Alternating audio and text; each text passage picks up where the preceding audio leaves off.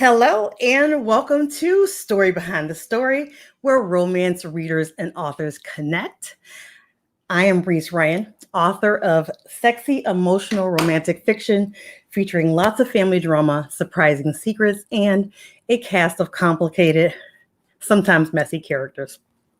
And I welcome you to the show if you're here with us now, because I've taken a little bit of a hiatus for a few weeks. Those books, no matter how much I try to convince them, will not write themselves. So I did take a little bit of a break. So I'm glad to be back with you this week to jump into some more reader-centered author discussions.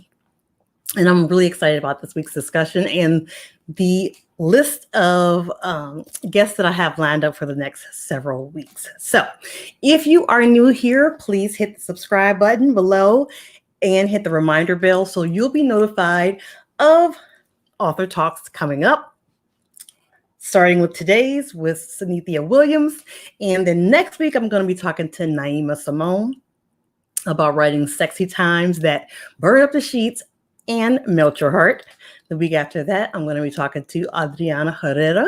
We're going to be talking about including social justice issues in romance and how that can make you deliver an even more impactful HEA. And then the week after that, 9/23, we're going to be starting the show about an hour later. And we're going to have a panel and we're going to be talking about why readers want seasoned romance, or I call it grown folks romance, romance with characters who are older. Which sadly, when we say older, we're talking like 30 plus, which that's not really older, is it? But in romance land, it is. So make sure you're on board for all of that. Again, hit the subscribe button and that notification bell so you'll know when those next shows are coming up. So enough about all of that. Let's jump into this week where we're going to be talking about navigating politics and other scandalous topics in romance. And my guest this week is Synithia Williams. So I'm going to bring Synithia on to join us. And y'all know I have to put my glasses back on. So,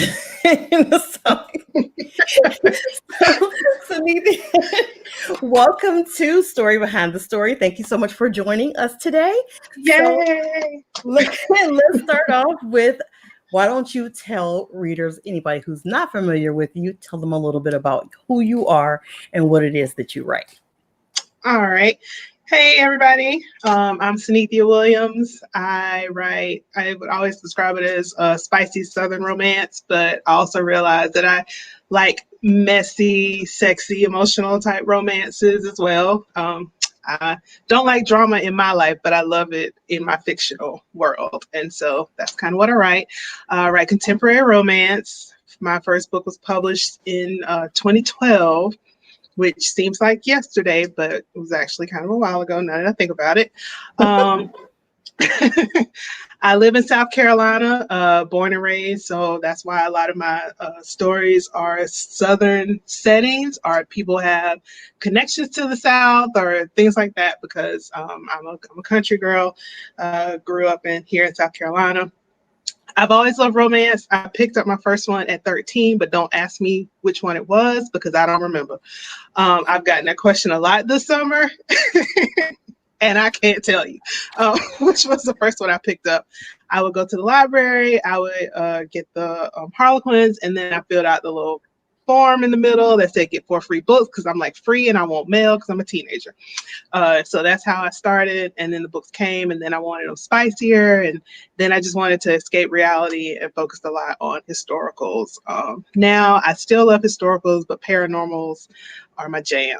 Like I want a vampire. I want a male wizard. Like if y'all know one, send that my way. Maybe I'll write that one day. But so that's my jam now. So that's me. That's Synithia. Outside of writing, I work for local government, which is why I tackle politics sometimes. And I have a wonderful husband and 2 crazy kids who I love to death. So that's me. So you love paranormal. Would you ever consider writing paranormal, or have you written paranormal?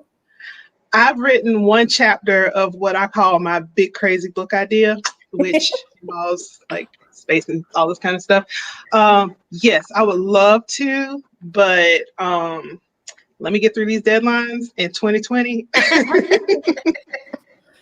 And then I'll see about finally writing that paranormal, that male wizard that I just have a hard time finding. I know it's out there. I'm not saying it doesn't exist. I just haven't found one that's like stolen my heart yet. So. And I just want to take a minute to say hello to everybody who's taken the time to say hey, like author D.L. White and Sherry out there, Hollister, Lisa Marshall, Jan Nye, all those folks who've said hello. Thank you so much for joining us live here. We appreciate you all. And if you have any questions, comments, whatever, please pop them in the box and we'll try to address them as we go. So, Synithia, before we jump into discussing your latest release, which is Scandalous Secrets, which that is a fabulous name. I love that name so much. Wanted to give readers an introduction to your Jackson Falls series and tell them if you could tell us what inspired the series. All right. So Jackson Falls series used to be what I considered a big crazy book idea. So I was at a writer's retreat and I was like, I can't think of anything that's a breakout idea. I can't think of anything different. I just have this idea for like a Black Dallas or a Black Young and the Restless. And then, you know, my writer friends were like, chick, please. Write that idea. It's like, go ahead and go with it. Go with and at the time I just called it my tobacco family idea. And so it was to write because I love soap operas. I grew up watching Guiding Light and Young and the Restless, CBS soaps. Then I like watching the CBS soaps. Josh and Reba. Michelle and Danny Santos. But you feel my teenage heart. But I loved soap operas. I was the 90210 lover person. I watched 90210 and all that stuff in middle school and high school and everything else. And so I wanted to, you know, write a big, soapy, rich Black family kind of romance. And so that was the idea for it. And that idea probably hit me about 2015-ish. So it was before politics and romance became as big of a, you know, hot button item as it is now. I was just drawing from, you know, what would a rich, influential tobacco family, you know, how would they try to influence and keep their power, keep their money? How would that affect their children and their family dynamics? And so that's kind of where that whole Jackson Falls idea came from. If the father in Jackson Falls is like if Victor Newman from Young and the Restless was a Black dude from the South. I haven't watched Young and the Restless in years. Is Victor still there? He's still there. Oh my God. He's still there. And I was loving the throwback episodes, working from home, and they stopped filming. I was loving it to watch to see how he has evolved over the years. But yeah, he's still on there. Wow. That's wow. Yeah. That's pretty impressive. Oh my God. Okay. So now let's shift to Scandalous Secrets. And first of all, congratulations on, if y'all didn't know, the book being selected by Amazon as one of their best romance titles of September. So woo woo. That was a surprise. I was like, really? Okay. That's so awesome. All those out there on Amazon. That's pretty damn impressive. Okay. So tell us a little bit about the premise of Scandalous Secrets and give us the story behind the story on what inspired it. All right. So if anybody has already followed along, and I see someone said they enjoyed Byron's story. Thank you. Anybody who's followed the series and may have read the novella, The Promise of a Kiss, and even Forbidden Promises, book 1, got a hint of Byron's story, that something was going on with Byron. And so I wanted to do kind of like a twist on the secret baby thing, because usually the secret baby is she's really pregnant by that guy and he just doesn't know and the baby pops up later. I want to be like, well, what if he said he was the baby daddy and he's really not? And that's the secret. So like people think this is your child that you have nothing to do with. So the impression is that you're not taking care of your child, but it's really that you told this lie to protect this person, which is Zoe Hammond in the books. He told the lie to protect her. She was in a bad relationship. She was ready to get out, but when she realized she was pregnant, she knew it would be harder to leave that relationship. And so if you paid attention to the series, you know, Byron, even though he's like this, you know, rich, spoiled guy, he's also secretly, I was kind of like maybe like Obama-ish in my mind. Like he wants to save the world and give people hope and all this kind of stuff. So he was like, let me try to help my best friend and this woman that I'm in love with. And so you get a hint of that at the end of Forbidden Promises and in the novella, that now the secret is coming ahead. He's running for Senate. He has this massive support and this huge campaign, and it looks like he's a shoo-in. But now someone comes and says, oh, I heard you got a baby you ain't taking care of. That's going to go over real well with your constituents.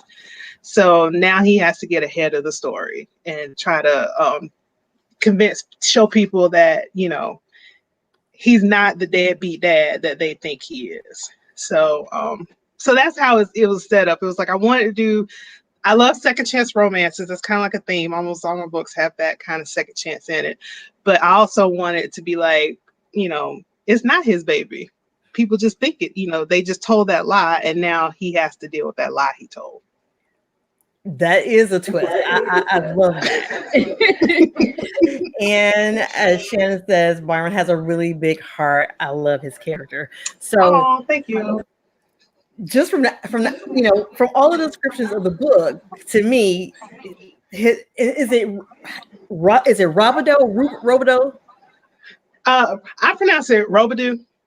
Again, I'm country from the South, so if there is somebody whose last name is actually that, I'm probably pronouncing it wrong. And I actually did kind of take that from and it was somebody I knew with that last name, and I was like, oh, that sounds fancy. So to me, you know, looking at the descriptions, he's kind of like the linchpin of the entire series, because it feels like he's the catalyst for every single book. You know, now he's got his own story. So you told us a little bit about senatorial candidate Byron Robidoux already, and but tell us a little bit more about him. You say he was kind of like inspired, like Obama-ish. Yeah. My original plan wasn't to kind of like make him Obama-ish, kind of a little bit, but when I was Obama-like, Obama adjacent. With that whole, you know, big swell, you know, everybody remembers those great days when we were all had hope and were excited and rallying behind the candidate. And so I wanted Byron to have that kind of a feel that, you know, he inspired people, he gave them hope, and they wanted him to make change. But it was either when I was working on revisions or edits, when I was also listening to Michelle Obama's Becoming and seeing Obama from her view, you know, was different too. Yeah, and it also made me think a little bit different about Byron's character. You know, he is saving the world. He's giving people hope. He's the good guy. But, you know, what does that look like when you're on the receiving end of all that goodness that he's trying to give? And for Byron and Zoe, it wasn't always the best. You know, he would make decisions he thought was the best, all with good intentions, without always seeing the ramifications of how it affected everybody around him. So that did make me, you know, think about that a little bit with his character, because I was like, I love Obama, but at the end of the day, he's just a husband who decided who run for president. It was really interesting reading Michelle's take on, you know, on it, because, like, you know, you don't think about that kind of thing, you know.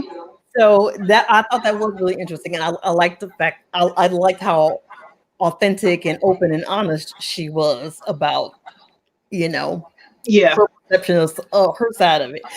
Right. So, yeah, that's pretty awesome. Okay, so now tell us about Byron's eventual love interest then in this story, Zoe Hammond.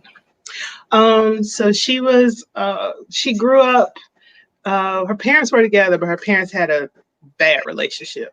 It was one of those, he doesn't love, if you don't fight, you're not in love relationships, is what her parents had. And also her mom was one of those, don't get uppity, you know, just, it doesn't matter if you got a good grade, any third grader can get a good grade. Her mom was like that, like, don't think too highly of yourself, don't ask too much, you know, this is what life is like. So she dealt with that a lot. And in college, she started to realize that maybe this isn't the way love should be and life should be. And I didn't want it to be just that Byron's love for her made her realize that. It was just being away from her family, being at college and seeing other people her age thriving and having different viewpoints. So that's why in college she came to the realization, not because she fell in love with Byron or, you know, anything with that. It was that she realized she didn't want this relationship. She deserved better. But having that guy's child would connect her to him forever. And so she made a young person, rash decision. I won't say rational, young person, rash decision. Say you're my baby daddy. You know, so, you know, I can be free. And Byron was like, okay, marry me. And she's like, nah, I didn't ask for all that kind of thing. So. And sorry if I go in and out. Our internet experts, I apologize. No, you're fine. And Shannon says, and I do not like Yolanda, but I'm gonna leave that alone. Yeah, Yolanda was. I didn't want her to be like the villain. But we've already shown that she's very practical. You see in the first book that Byron proposed to her for political reasons. You're a single dude, you out here, you need a wife, and she wants to tie herself to someone who's headed to Washington and power.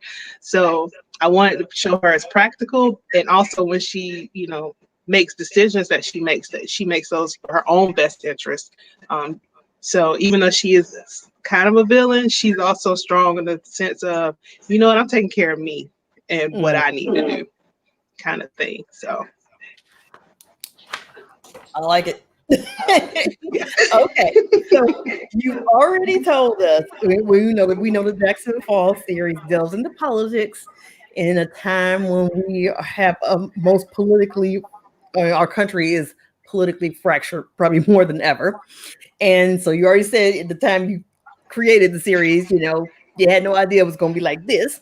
Right. So has the current political environment change your approach at all to how you deal with politics in this story? Not a whole lot. Because as I said at the start, I work in government. And I've worked in government for 15 years. And when you work in local government, and I work in the environmental field, so if somebody calls me because there's pollution or flooding or whatever, I need to just respond. And I don't need, you know, anything of my persona out there that would make somebody think that I can't respond or do my job. But I also work with politicians a lot. I go to council meetings. I have to explain things to people from both parties about policy I may want passed or changed or anything like that. And I've had to do that for 15 years. So even though politics shows up in multiple books, you may see politicians. They may not always be perfect. But I also try not to be overly one way or the other. I think if you know me and you read the book, you can kind of guess which way the person leans. But I'm not going to turn my book into a political rallying cry or anything like that. That's not something that I set out to do with any of my books. I think that it's easy to kind of tell, you know, what side of the fence any politician I write will fall on without me, you know, saying, here's a big banner, here's a big sign, or even trying to change people's ideas. And I do that sometimes with my environmental stances and the way I feel about the environment. It shows up in my books a lot. I think you'd be able to tell, you know, how I feel about water quality and air quality just by the stuff that the people in my books say. So I did find it interesting because I did have some readers after Forbidden Promises say they wish that I would have been more political in the book. And to me, I was like, well, Forbidden Promises the campaign's the backdrop. Like the campaign is just the only reason to cause the forced proximity. So I definitely didn't feel like in Forbidden Promises it needed to be more political, because I'm just using the campaign as almost like a plot device to push these two characters and make them work together. In Scandalous Secrets, even though he's actively working on the campaign, I wanted to show more of how his character and integrity affects his campaign, and the actions that he makes, how does that impact his campaign? So I haven't written out speeches in the book. You won't hear Byron Robidoux campaign speech in the book. There may be snippets of that. You won't, when he talks about what he cares about, his issues, but you don't hear him like on the page preaching and being at campaign. A lot of it is after a campaign event, right before a campaign event, the fallout from what happened during a campaign event. So I try to do it that way, instead of getting into doing any kind of political speech or message. I know other writers may do that kind of stuff, but it's just not something that I originally sought out to do. And even with everything happening now, I really didn't want to change the whole premise of the story and then write out a campaign speech and then put it in the book. So for you too, like you were saying, it's not even for you as much about the current and political environment as it is because of your work and the fact that you have to work with everybody. So, Yep. So I that have to work with everybody. That set you up and kind of put you in a good position anyway, then to handle the situation. That makes a lot of sense. Now, and then one thing I would say is just before the situation we have now, where it's kind of blown up the way it has, you often would have different authors and stuff who say, don't get political, don't, get whatever on social media and stuff. And so, I finally came to a realization for myself, like, even though like I'm not putting out any kind of sign or anything. Like you said, you could, with me, it's probably more obvious that you can tell where I'm going and where I'm leaning. Mm-hmm. And if you follow me on Twitter or Facebook, anyway, yep. So, and I kind of, for me personally, I got to the point where I'm like this: if you don't respect my humanity, or if you don't, it's just certain things that if you're not on this side of this anyway, you're probably not gonna read my books anyhow. So mm-hmm. It's if you got a problem with these basic human rights and stuff, you probably not read my book anyhow. And if you're not, and whatever, and I'm okay with that. So yeah. I'm just living with that, and I'm fine with that. But I can definitely understand in your situation why that makes a lot of sense for you. So yeah, I was going through my Twitter feed, deleting stuff to kind of cut back on followers, and then I'll go through and I'm like, oh, I forgot the mayor of such and such city follows me, or oh, I forgot such and such chamber follows me, or oh, I forgot such and such former council person follows me. So there's a lot of times I want to say stuff. A lot of stuff I want to say. Come to my house, we get close, and you will hear Synithia is very open with her opinions. But because I got to work. I need that day job. So I do cultivate my feed to intentionally not to go into anything. I feel like anybody who knows me personally know I'm getting my sign to go in my front yard for my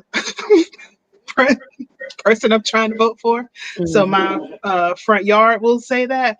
But, and it's the same, with my husband. We've both been in government for so long that we both have to be very careful with what we put out there and what we say. And so just because I already do that when I write stories, I don't try to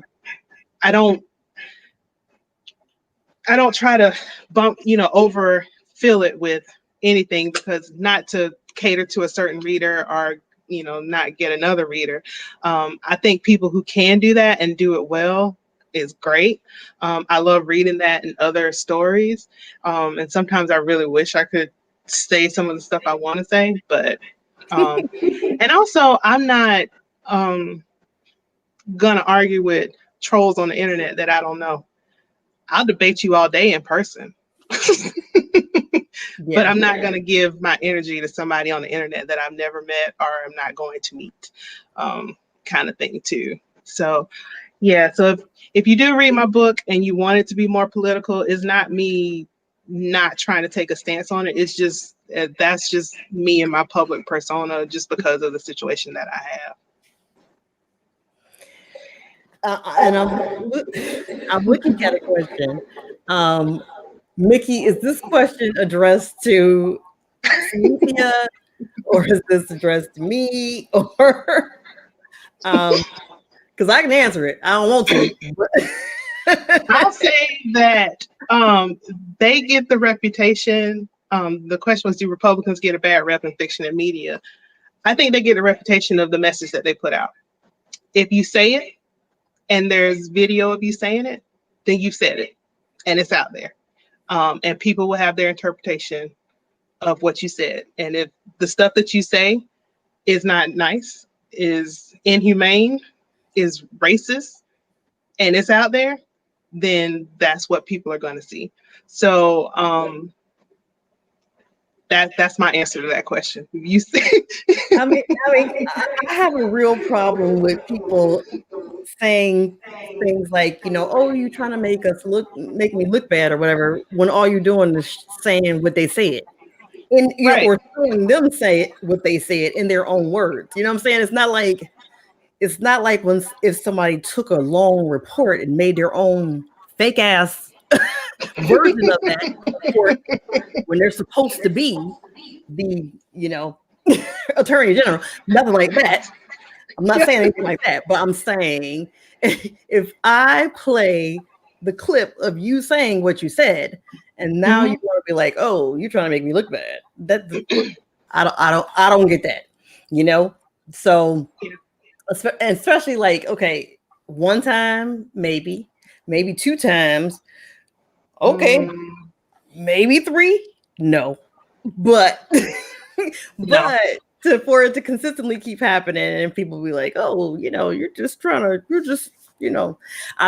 personally do not get that. I mean, I think for most of us in grown folks world, what you say is what you say, and you have consequences behind what you say. I mean, all of us basically, whether you've grown up in school or on a job or whatever you say, there's consequences to that. So, I mean, to have a grown, let me put this, over the age of 21, because everybody who's an adult ain't a grown up. I learned that a long time ago. As a kid, I learned that people in their 40s and 50s, some of them had never actually grown up. But to keep making excuses for and saying, oh, they didn't really mean what they said. No. Yeah, I do not find that acceptable. And I feel if that is your capacity, then you probably are not fit to run. Let me put it that way. If you consistently say things and what you said is not really what you meant, or if you have the inability to understand that even if you think what you said wasn't racist or anti-immigrant or whatever, and people point it out to you and you keep insisting that it's not true, then you just don't, to me, you don't have the capacity to, and you're not fit for the job. But I digress. You gotta learn empathy. I don't know how we got here, but we're here. Yeah. Mickey took us here. I'm blaming Mickey. That's our answer. You say it. If I say something harmful, and I hurt somebody, it's on me. I said it. If I say something harmful, I need to own it and deal with it. And then you either learn and grow from that, or you keep saying it. And that's the whole thing, is you can learn and grow from it, because there's a lot of things like, and I understand a lot, people get upset about what they call political correctness, because there are things, people don't like to change. People don't like to necessarily grow. Right. And so when things that you've always said or done, suddenly somebody's telling you that they're harmful. A lot of people's, there's two different tacks you can take.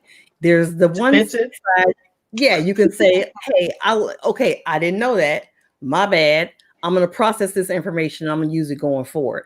Then there's all the other people who are like, oh, these people are trampling on my rights because I should be able to call you whatever I want to call you, And that's just nonsense to me. I mean, really, are you think so highly of yourself that you're going to keep saying something that somebody tells you is harmful to them? Does it really hurt you to change your words? Like, there's things that I've never thought were harmful, like things like spirit animal and stuff. I didn't realize that Native Americans found that offensive. Once I learned that, I stopped saying it. I stopped saying it a lot, but I didn't know that. And once I learned that, okay, I'm sorry, and I'm not going to say it again. Right. Some people don't, like you said, they don't want to change. Don't change me. I'm not going to change. I say what I say. Okay, cool. But again. Right. Yeah. So, Shannon says, say what you mean and mean what you say. Plus, whatever is in your heart is bound to come out in your words. That is so true. Very true. And Carolyn always cracks me up. Carolyn said, like the great poet Ice Cube did, you played yourself. You played yourself. You think you being portrayed it correctly in the media? Look back at what you said. Oh my God. So now I'm going to take a minute to ask the audience, and if you're watching replay, you can just post it in the comments. I would love to know, what are some of your favorite fictional forays into politics? That could be a book or a series of books or a TV show, Scandal or whatever, The West Wing. What's your favorite fictional foray into politics? Scandal is probably it. I was all in the Scandal the first 4 seasons, and then when Fitz kicked Melly out the White House, I was like, I'm done with you. Never again. I guess I've done bored before then. I didn't know. I didn't realize. Was that just 4 seasons in? You see, a lot of these shows like this, I love them in the beginning. Yeah. And then at some point they do something. I think for Scandal, for me, I loved it in the beginning, in the very beginning. And then I think after a while, I was just like, and don't get me wrong, I know. And I write about women who are very smart and powerful, whatever, and then make stupid decisions for love. But after a while, I was like, dude, Jake, all right, stop. Seriously, if you do this quivering lip one more time in this series, I'm going to scream. Leave him alone. Yeah. Whew, girl. Yeah, I was not on Team Fitz. I was on Team Jake for sure. And just after a while, I'm like, I just can't do it no more. So that's the main one, like my fictional foray into politics. I have read like Rumor Has It by Sharice Hodges, because I was a fan of her before I ever met her. Yeah. But a lot of times, believe it or not, even though I have politics big in this book, I don't read a lot of political stuff, because literally my job is responding to council people like I had to respond to today. You're not like me. At one point I was like watching political news like all day, like 3 o'clock, 4 o'clock, 5 o'clock, 7 o'clock, 9 o'clock, 10 o'clock.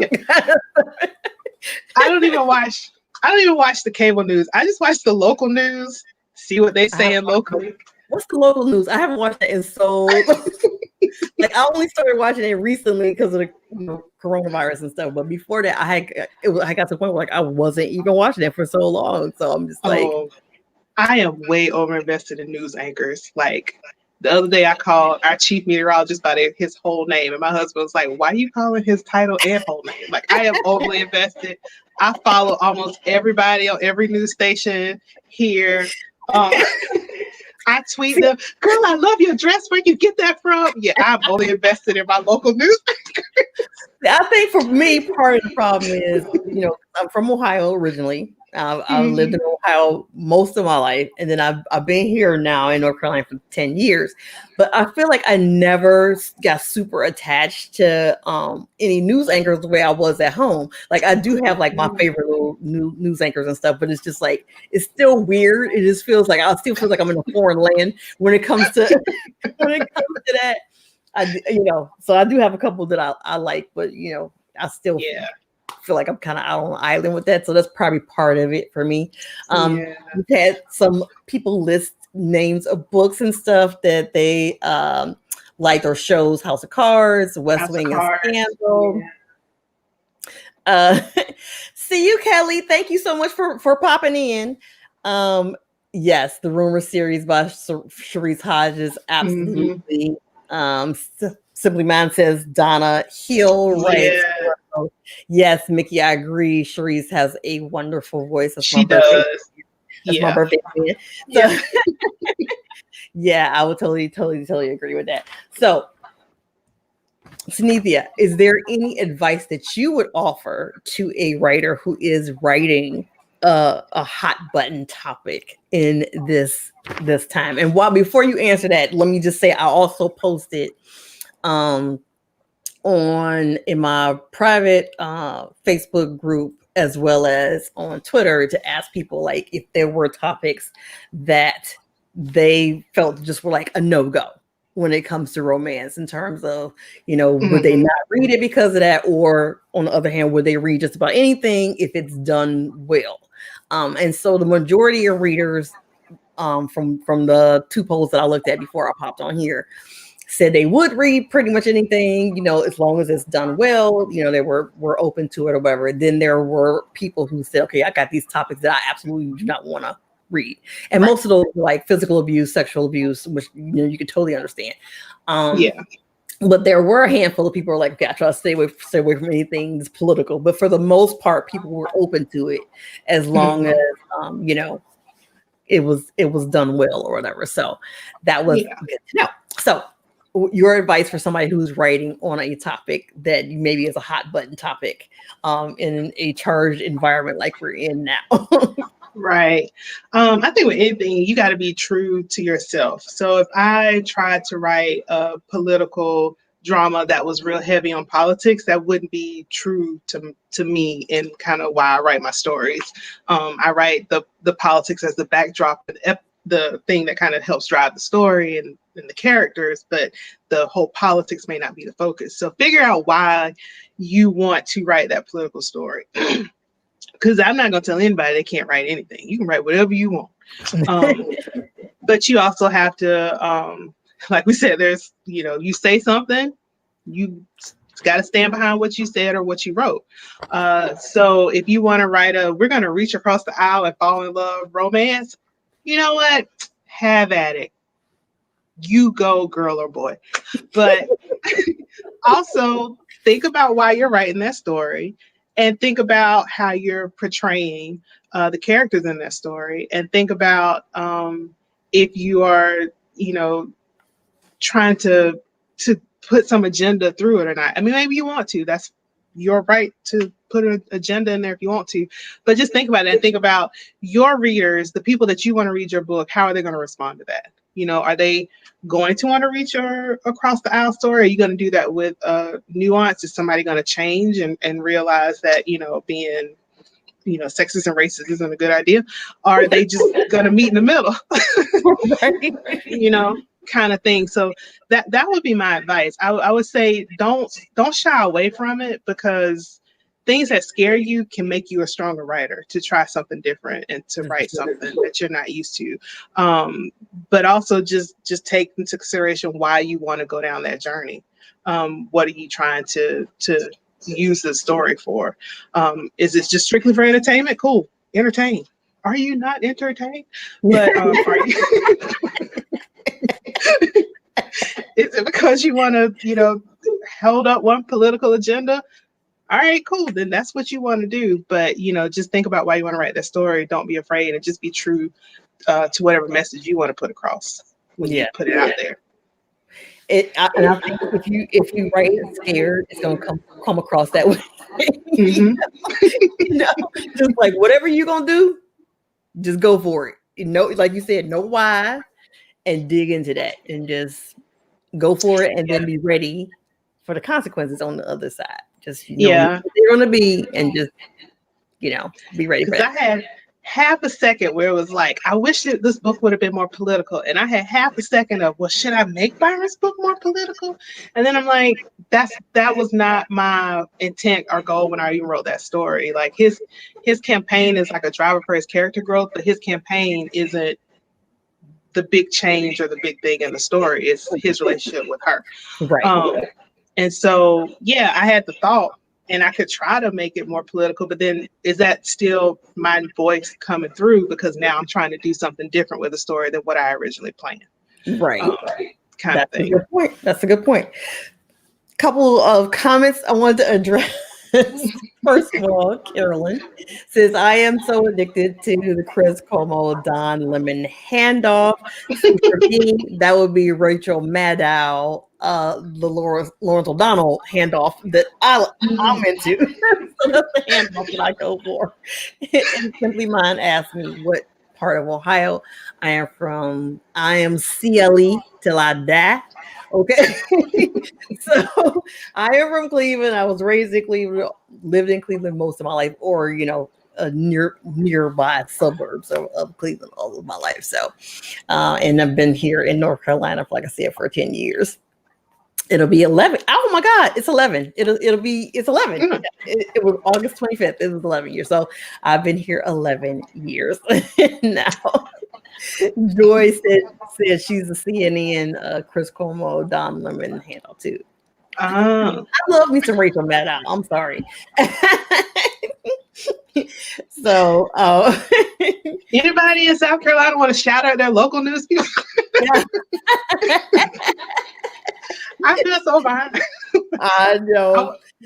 So, first of all, and so you write it's romance as Synithia Williams, and then I felt so stupid when I started doing the research for this show, and I was like, hold up, right? This Nita Brooks. When I saw there was a link on your page on your website for Nita Brooks, I'm like, well, hold up, is she Nita Brooks? I'm like, I did not know that. So I learned that. So what made you decide to go into writing women's fiction, number one, and what made you decide to write it under a different name? That's a story and a half. All right. So don't feel stupid or surprised if anybody did not know I was Nita Brooks, because I was not allowed to tell anybody I was Nita Brooks. I won't say not allowed. I was recommended not to. All right. So the first Nita Brooks books, Design and Happiness, was out pitching, seeing what happened. And Kensington liked it. And they were like, the editor said, but I want to try, make it more women's fiction, and I'd like for you to do a pseudonym. And so I was like, you know what? You only live once, YOLO. Let's try it. Let's see what happens. Like it doesn't hurt me to do a different thing. But once I decided to do the whole Nita Brooks, and then later it came, and we want to keep it separate from Synithia. We don't know if your readers will follow you. It'll be different. Let's just try it as Nita. So this is some of the what do you call them? The different challenges that are thrown out by traditional publishers every once in a while. Like, let's try this and let's see what happens with this. Yeah. So let me, first of all, Joy says, you weren't alone. Nita was laying in the cut for a long time. And then Simply Mine says, she's Illyria girl here, about 30 miles west. So like I said, I'm from Cleveland, whatever. The last place we lived before we moved to North Carolina was Illyria. So I did live in Illyria for 2 or 3 years. I lived in Avon before that. We lived in Cleveland, moved to Euclid, owned a house in Euclid for several years. Then we moved to the west side. And was in Avon for a little while and then moved to Elyria. So yes, I know exactly where Elyria is. It's probably just the two of us that knows where Elyria is. So that's that. Okay, so and Shannon says I enjoy the Nita Brooks books also. Oh, thank you. And Jen says South Carolina and don't know a single local in Newcastle. Oh my God. I have a letter that I wrote to the weatherman when I was in like 4th or 5th grade, and he wrote back a hair. I still have meteorologist Chuck Bell, who's not in South Carolina anymore. Like when I say overly invested in local news, overly invested, but that's a whole nother topic. Okay. And then Synithia is your legal name, right? That's not a pen name. Yeah, because all right, so back in 2012 when I decided, hey, let's see what happens with this book, and it went to Crimson Romance, which was then later bought out by Simon & Schuster and all that. I didn't think I'd have 20 some odd books by 2020. Like I literally was too lazy to think of a pseudonym. I was like, we'll see what happens. Ta-da. I would have made different decisions in 2012, but now it's out there. So when they said, let's come up with a pseudonym, I was like, oh, what am I going to come up with? And so Nita Brooks is kind of like a family name and a play on my nickname. So I was like, it's close enough where if somebody says Nita, you know, I'll know they're talking about me. That was smart. Because that's something I did not do. And I was so mad at myself. So like after I got the contract to like write my Kamani books. And then I was like, you know what? I should have went with my real first name so that when people are talking to me, I know who they're talking to. And by that time, I had already signed the contract and stuff. They're like, "Oh, we can do it, but we have to start over and everything." And I was like, "Whatever, forget it." So for a while, I'm not gonna lie, we would be at writers' meetings, my RWA meetings, and I would give them my pen name, Reese Ryan, at the counter. Or no, at the counter when they would ask for my name, I would automatically say my legal name. And so they would be sitting there and they would be calling my name, and nobody, if I was in the bathroom or something, nobody knew that was me because my pen name. I'm like, where's my food? so yes, I highly recommend if you're picking a pen name to use either your first name or something that's that you identify with as that first name. I still messed up. At this point, I did several book signings as Nita last year. One in Tallahassee, two in Atlanta. And usually when I would talk, I would say Synithia. And then they'd be like, you're for Nita. And I'm like, oh, that's real. So let's go into that then. What are some of the challenges of, because it's hard enough managing one author identity. What are some of the challenges and then maybe benefits of having to juggle two author identity? Well, the benefit was, all right, let's just see what happens. Like there's no expectation. There won't be, there are some readers who may try me just because they know it's Synithia and love it because they know it's Synithia. But it also gave me a chance to kind of see what people would just say without knowing that it's me. And being able to see what kind of, reception that you get, I wrote romance since 2012, but I got so much more requests for book signings and book events, when Nita did stuff. It was interesting. I don't know if it's because it was like the Kamanis and it wasn't, it wasn't a big push about the Kamanis and we weren't doing book signings and stuff. But, it was interesting that Nita would get invited to a bookstore here or a bookstore there or these panels or whatnot.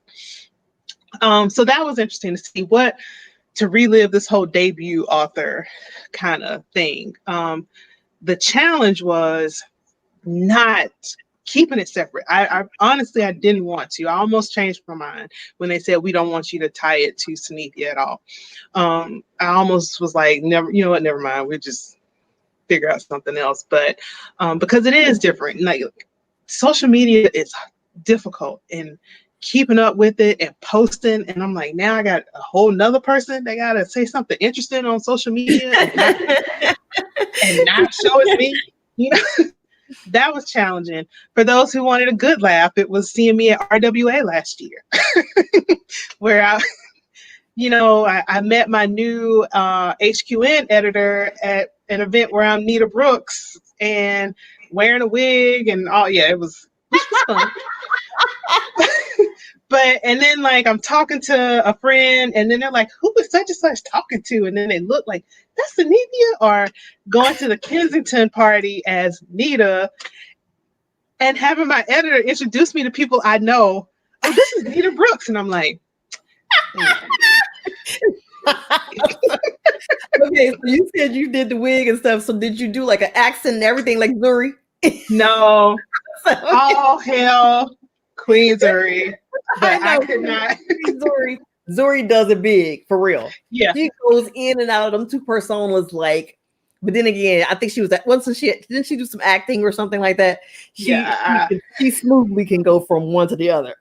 I'm like a bad Superman. So Nita wears glasses, which I really have, my real glasses. Nita wears glasses, Synithia doesn't. So I was literally like, you were a kid on us. I know.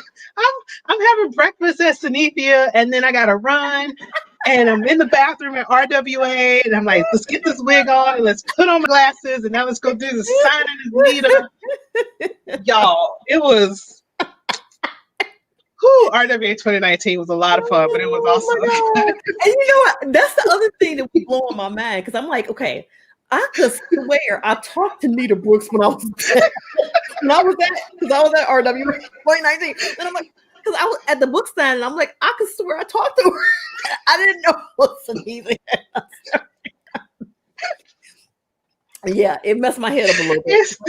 When I was talking, it was so awkward. Hey, where have I been? I was. Okay.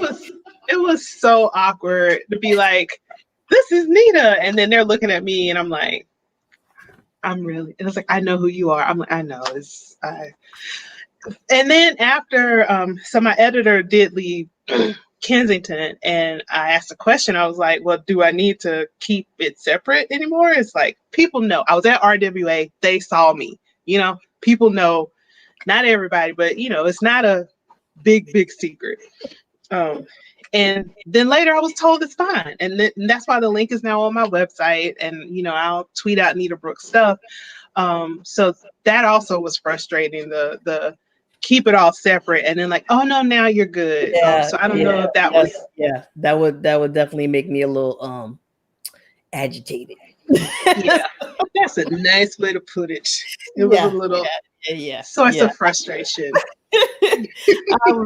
I'll be more than a little bit agitated about that. So do you have any advice for, like, a few other people said they were going to be doing other names? I think Jan Nye said she's about to start launching new persona. She's afraid she's going to forget who she is.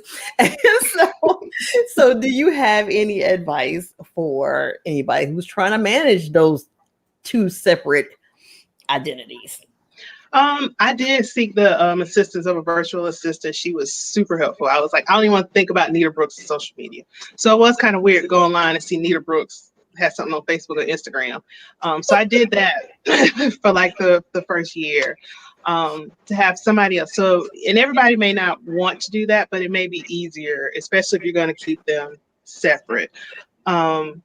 Just be prepared to, and think about your persona, because that was one of the things I had to think about. What is different about Nita than Synithia?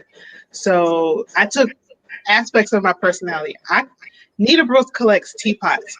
I do. I already collect teapots. They're all over my house. There's one up there right now.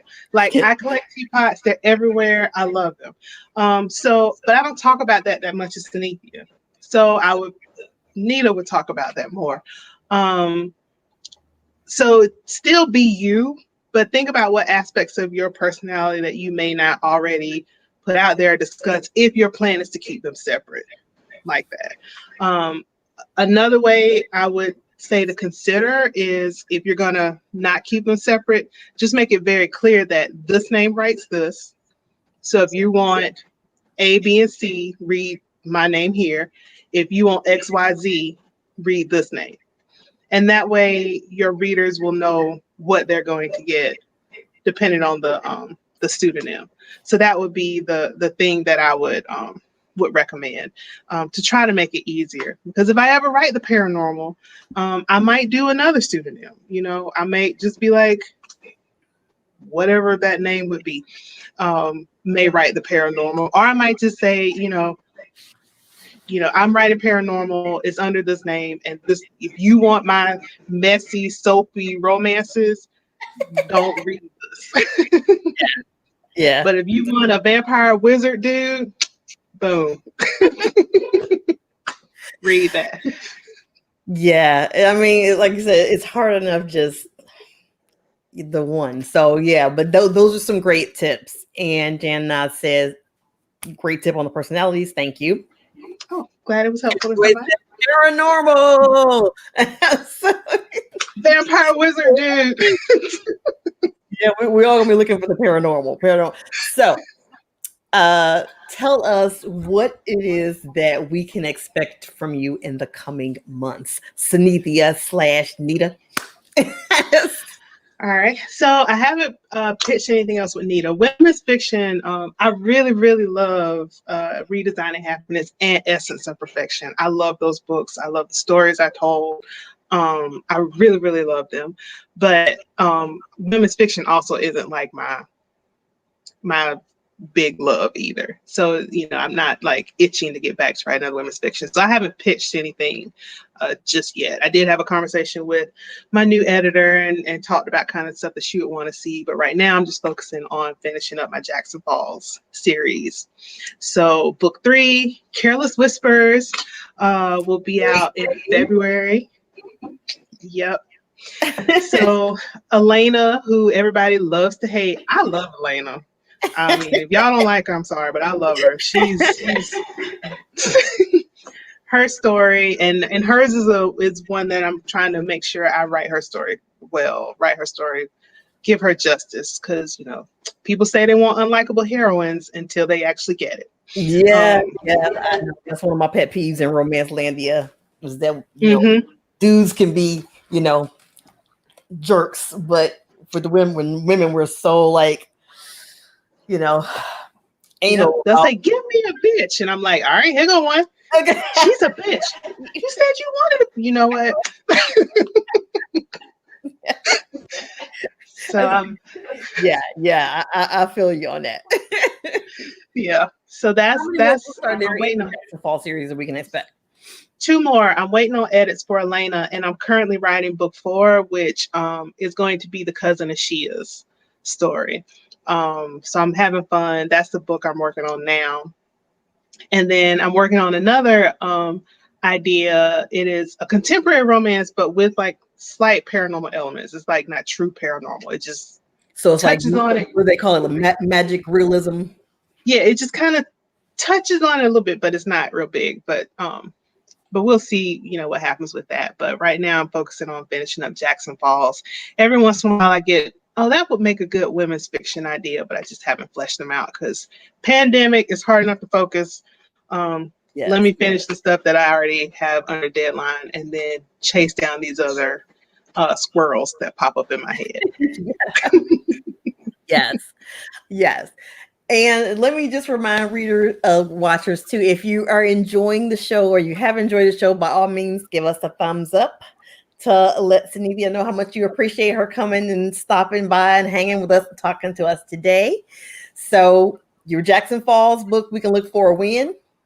In February 2021. I think it's the end of the month, one of those things. Okay. Yeah. And that's the Careless Whispers. That's Careless Whispers. And Scandalous Secrets is available now.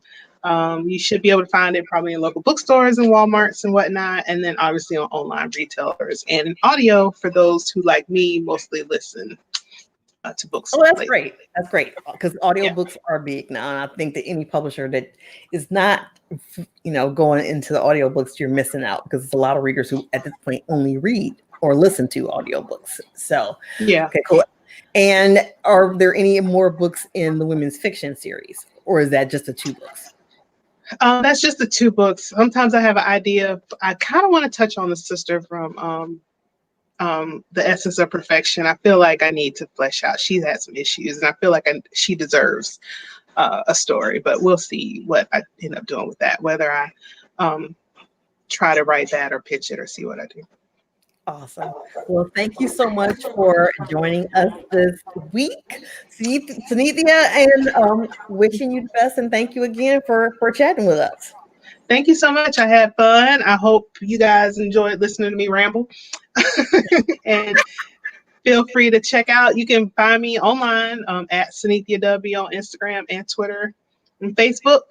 So just reach out to me. I love to hear from folks, and I try to respond as much as I can in the day. During the day, I'm at work, so I may be slower. And then I did include, if you look in the description below, I have the Synithia's website as well as the link to buy Scandalous Secrets. So thank you. Thank you so much. So that was Synithia Williams hanging out with us, who also writes as Nita Brooks. I hope you enjoyed this week's show. Next week, I'm going to be talking to Naima Simone. We're going to be talking about writing sexy times that burn up the sheets and melt your heart. If you've read any of Naima's books, you know she can burn up the sheets for real, for real. So we're going to be talking about, writing scenes that are not just hot, but also really are a linchpin to the story and make you feel things for the characters and what have you. So make sure you hit the subscribe button and the notification bell if you haven't already, so you'll know when future shows are coming up. And again, the week after that, it's going to be Adriana Herrera. We're going to be talking about social justice issues in romance and how that can deliver an even bigger impact for your HEA. And the week after that, we're going to be talking about grown folks romance, season romance. So you don't want to miss any of that. And if you have suggestions for an author you'd like to see me chat with, or a topic you'd like to see me address here on Story Behind the Story, by all means, drop that in the comments and I will take it into consideration. Thank you so much for joining me this week. Take care. Happy reading.